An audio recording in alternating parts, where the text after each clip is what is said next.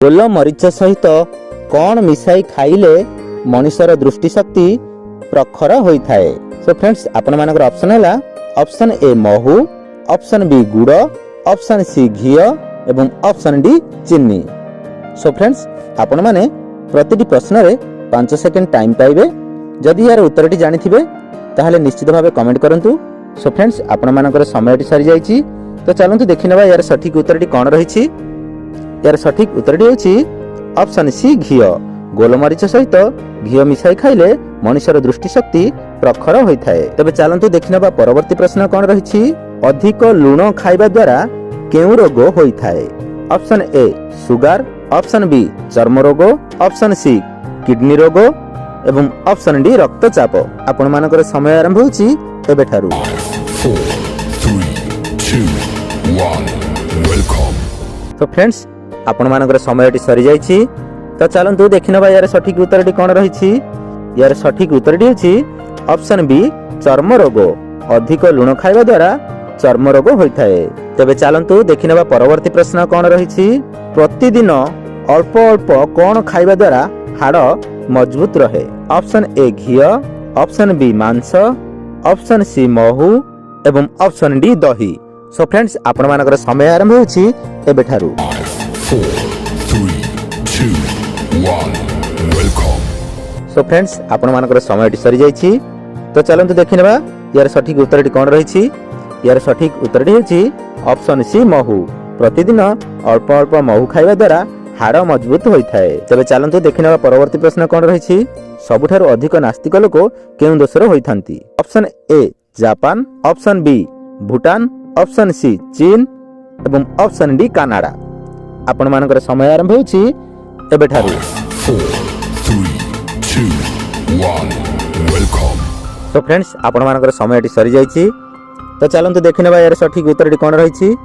यार सठिक उत्तरटी होछि ऑप्शन सी चीन। सबुठारु अधिक नास्तिक लोक चीन देशर होइथांती। तबे चलंतु परवर्ती प्रश्न कोन रहिछि देखिनेबा। केउ देशरे जणे महिला अछंती जहार की सिंह उठिछि? से केउ देशर अटंती? ऑप्शन ए चीन, option B Brazil, option C Kenya एवं option D NATO.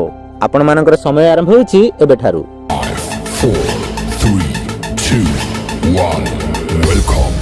So friends, आपण मानकर समयटी सरी जाइछि। तो चलंतु देखिनेबा यार सठिक उत्तरटी कोन रहिछि। यार सठिक उत्तरटी होछि ऑप्शन ए चीन। चीन रे जणे महिला अछंती जहार की सिंह उठिछि। गोटे सिंह उठिछि एवं आउ गोटे सिंह अल्प अछि। तबे चलंतु देखिनेबा परवर्ती प्रश्न कोन रहिछि। मैगी अधिक खाइबा द्वारा केउ बीमार होइथाय? Option A cancer, option B sugar, option C रक्तचाप एवं ऑप्शन डी श्वास रोग। आपण मानकर समय आरंभ होछि एबेठारु। 4 3 2 1 वेलकम। सो फ्रेंड्स, आपण मानकर समयटी सरी जाइछि। तो चलंतु देखिनेबा यार सठिक उत्तरटी कोन रहिछि। यार सठिक उत्तरटी होछि ऑप्शन ए कैंसर। अधिक मैगी खाइबा द्वारा कैंसर रोग होइथाय। तबे चलंतु देखिनेबा परवर्ती प्रश्न कोन रहिछि। केउ पशुर क्षीर रे विष थाए? ऑप्शन ए हाथी, ऑप्शन बी घोड़ा, ऑप्शन सी सिंह एवं ऑप्शन डी घुसुरी। आपण मानकर समय आरंभ होछि एबेठारु। 4 3 2 1 वेलकम। तो फ्रेंड्स, आपण मानकर समयटी सरी जाइछि। तो चलंतु देखिनेबा यार सठिक उत्तरटी कोन रहिछि। यार सठिक उत्तरटी होछि ऑप्शन सी सिंह। सिंहर क्षीर रे विष रहिथाय।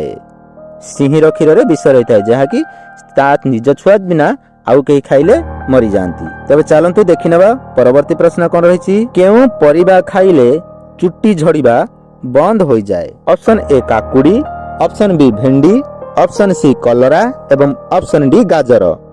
आपण मानकर समय आरंभ होछि एबेठारु।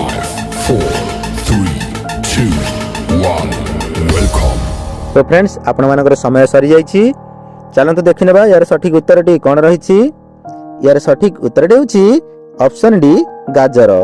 गाजर खाइले चुट्टी झड़िबा बंद होई जाए। तबे चलंतु देखिनेबा परवर्ती प्रश्न कोन रहिछि। केउ फल खाइले दांत सफा होइथाय? ऑप्शन ए पणस, ऑप्शन बी अमृतभंडा, ऑप्शन सी आंब एवं ऑप्शन डी कदली। आपण मानकर समय आरंभ होछि एबेठारु। 4 3 2 one. Welcome. तो फ्रेंड्स आपण मानकर समयटी सरी जाइछि तो चलंतु देखिनबा यार सठिक उत्तरटी कोन रहिछि। यार सठिक उत्तरटी होछि ऑप्शन बी अमृतभंडा। अमृतभंडा खाइले दांत सफा रही थाए। तबे चलंतु देखिनबा परवर्ती प्रश्न कोन रहिछि। कुकुड़ा मांस खाइबा द्वारा शरीर रे कोन बढ़ी थाए। ऑप्शन ए मोटापण, ऑप्शन बी बुद्धि, ऑप्शन सी चुट्टी एवं ऑप्शन डी लिभर। आपण मानकर समय आरंभ होछि एबे ठारू। 4, 3, 2, 1. Welcome. तो फ्रेंड्स आपण मानकर समयटी सरी जाइछि तो चलंतु देखिनबा यार सठिक उत्तरटी कोन रहिछि। यार सठिक उत्तरटी होछि ऑप्शन ए मोटापण। कुकुड़ा मांस खाइबा द्वारा शरीर रो मोटापण बढ़ी थाए। तबे चलंतु देखिनबा परवर्ती प्रश्न कोन रहिछि। एमिति कोन खाइबा द्वारा पेट जनित समस्या गोटाए दिन रे दूर होई थाए। ऑप्शन ए पान मधुरी, ऑप्शन बी लवंग, ऑप्शन सी जीरा एवं ऑप्शन डी दालचीनी। आपण मानकर समय आरंभ होछि एबे ठारू। 4, 3, 2, 1. Welcome. तो फ्रेंड्स आपण मानकर समयटी सरी जाइछि तो चलंतु देखिनबा यार सठिक उत्तरटी कोन रहिछि। यार सठिक उत्तरटी होछि ऑप्शन सी जीरा। जीरा खाइबा द्वारा पेट जनित समस्या गोटाए दिन रे दूर होई थाए। तबे चलंतु देखिनबा परवर्ती प्रश्न कोन रहिछि। अधिक मात्रा रे कोन खाइबा द्वारा मनुष्यर आखि खराब हेबार संभावना थाए। ऑप्शन ए लुण, ऑप्शन बी मैदा जनित खाद्य, ऑप्शन सी ब्रेड और पास्ता एवं ऑप्शन डी लंका। आपण मानकर समय आरंभ होछि एबे ठारू। 4, 3, 2, 1. Welcome. तो फ्रेंड्स आपण मानकर समयटी सरी जाइछि तो चलंतु देखिनेबा यार सठिक उत्तरटी कोन रहिछि। यार सठिक उत्तरटी होछि ब्रेड और पास्ता। अधिक मात्रा रे ब्रेड और पास्ता खाइले मनुष्यर आखि खराब हेबार संभावना थाए। तबे चलंतु परवर्ती प्रश्न देखिनेबा कोन रहिछि। माटी हांडीर पानी पीबा द्वारा केउ रोग भल होई थाए। ऑप्शन ए अम्ल रोग, option B sunstroke, option C कोष्ठकाठिन्य एवं ऑप्शन डी चर्म रोग। सो फ्रेंड्स आपण मानकर समय आरंभ होछि एबे ठारू। 4, 3, 2, 1. Welcome. तो फ्रेंड्स आपण मानकर समयटी सरी जाइछि तो चलंतु देखिनेबा यार सठिक उत्तरटी कोन रहिछि। यार सठिक उत्तरटी होछि option A, option B, option C, option D.